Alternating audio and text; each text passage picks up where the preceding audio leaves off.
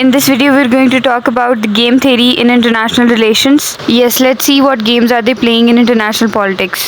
Game theory actually strategic decision making है जिसमें these actors may include states, leaders और alliances. Okay so जब भी ये एक्टर्स कोई डिसीजन लेते हैं लेकिन आउटकम सिर्फ इनके डिसीजन पे डिपेंड ना करे और बाकी तमाम एक्टर्स पे भी डिपेंड कर रहा हो. For example you are playing chess and the outcome that is क्या आप जीतेंगे या हारेंगे, that depends on you and your strategies, but that also depends on your opponent, the other actor, the other player. So that is game theory in international politics. अब game theory की IR में importance क्या है? As we all know, states are competing all the time either for power and security or for trade and stability.